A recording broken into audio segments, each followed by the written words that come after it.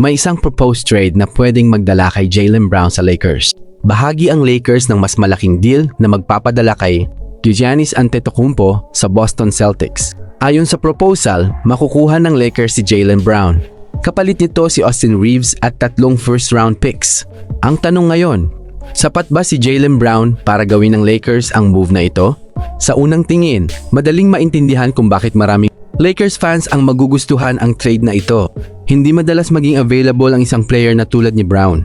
At sa papel, marami sa mga kailangan ng Lakers ay kayang ibigay ng isang player na tulad niya. Sa offensive side, may malinaw na dahilan kung bakit may sense ang fit. Si Luka Doncic ang magiging sentro ng opensa ng Lakers. Kapag si Luka ang may hawak ng bola sa karamihan ng possessions, kailangan niya ng mga kakamping hindi kailangan mag-dribble ng 10 beses bago makapag-score. Yan ang isa sa pinakamalaking strengths ni Brown.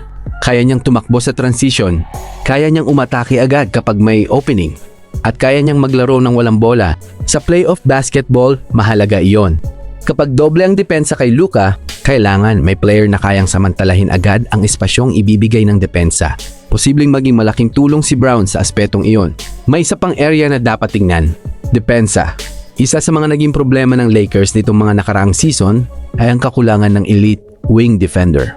Kapag nakaharap mo ang mga teams na may malalakas na perimeter scorers, kailangan mo ng player na kayang tanggapin ang pinakamahirap na defensive assignment. Iyan ang pwedeng ibigay ni Brown. Hindi niya sosolusyonan ang lahat ng problema ng Lakers, pero pwede niyang bawasan ang pressure sa buong defensive system ng team. At sa playoffs, malaking bagay iyon. Pero hindi ibig sabihin na puro positive lang ang trade na ito. May malaking presyo na kasama ang proposal. Mawawala si Austin Reeves. At kahit hindi siya superstar, naging mahalagang bahagi siya ng Lakers rotation.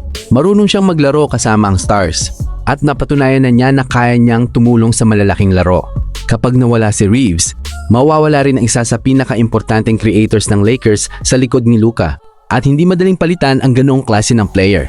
Kasama rin sa usapan ang 3 first-round picks. At dito nagiging mas komplikado ang trade. Kapag nagbigay ka ng ganoong karaming draft assets, malinaw ang mensahe. Championship ang target, hindi development, hindi future planning. Panalo ngayon. Iyan ang klase ng move na ginagawa ng isang team kapag naniniwala silang isang malaking piraso na lang ang kulang sa roster. May isa pang bagay na dapat pag-usapan. Ang kontrata ni Jaylen Brown. Hindi lang player ang kinukuha ng Lakers sa trade na ito. Kinukuha rin nila ang malaking long-term financial commitment na kasama niya. Ibig sabihin, magiging mas limitado ang flexibility ng front office sa mga susunod na taon. Kapag ginawa mo ang move na ito, kailangan sigurado kang bahagi si Brown ng championship core mo. Dahil baka wala na masyadong pagkakataon para gumawa ng isa pang malaking trade pagkatapos nito. Sa coaching side, mukhang natural naman ang fit. Hindi kailangang baguhin ng husto ang sistema para maglaro ng magkasama sina Luka at Brown. May malinaw na role si Luka bilang pangunahing creator at may malinaw ding role si Brown bilang scorer at perimeter defender. Sa papel, madaling makita kung paano sila pwedeng magsama sa isang lineup. Ang mas malaking tanong ay kung sapat ba yon para ilagay ang Lakers sa taas ng Western Conference. Dahil kahit makuha nila si Brown, hindi pa rin nawawala ang ibang concerns ng roster. Kailangan pa rin nila ng depth, kailangan pa rin nila ng consistency, at kailangan pa rin nila ng tamang supporting pieces sa paligid ng kanilang stars.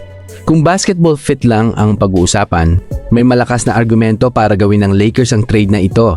Pero kapag isinama mo ang presyo ng package, mas nagiging mahirap ang desisyon.